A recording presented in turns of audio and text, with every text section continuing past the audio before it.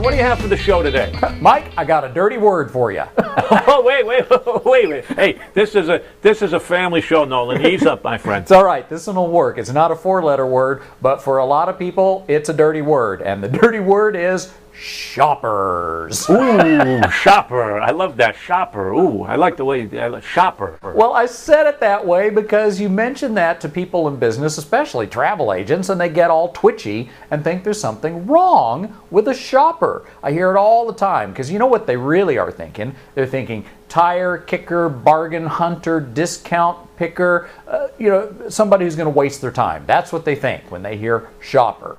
Well, I'm a shopper. I don't go out and buy things immediately. If I have something on my mind, I go shopping around and getting information.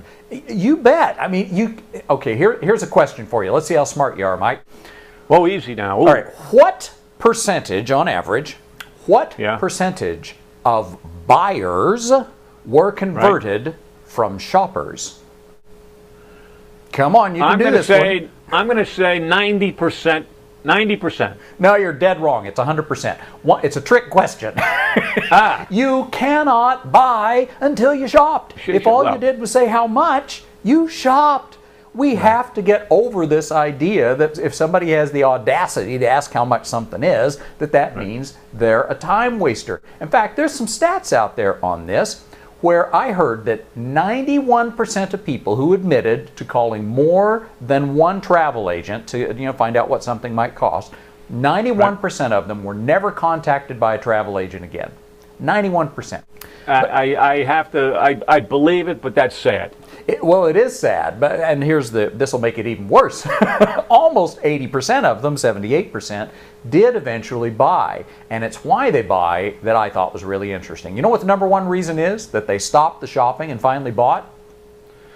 Well, you forget that I'm in the business, and I know the answer to this, and I have to say likability.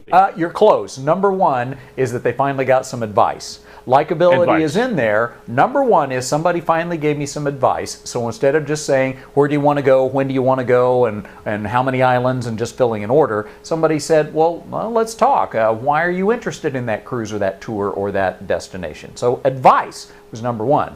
Number two is exactly what you said. They liked the person they spoke to. So they were friendly. Yep. And then number three is they trusted them. So you really do still have to know your stuff. Price was in there, but it was all the way down at number 10 on the list. Price is not what will sway a shopper or a tire kicker.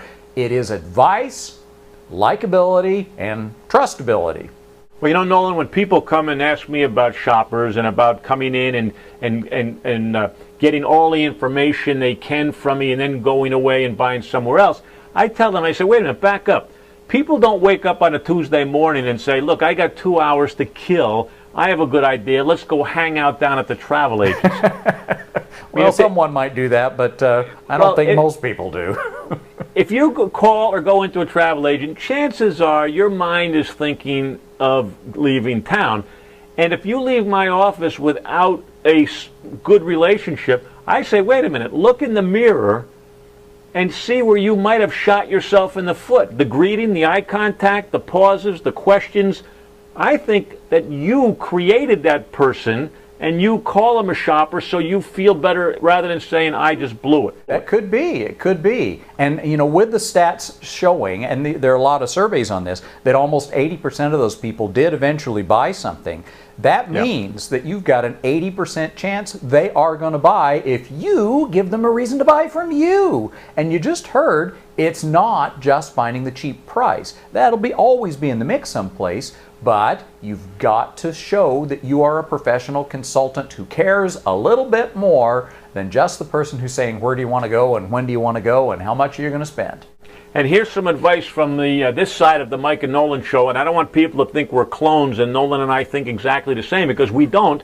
But the answer is not to go out and learn everything about everything so you can give good advice. You can't do that. The world is too big. It's too big to be a travel specialist. But you can work starting right now on becoming more likable.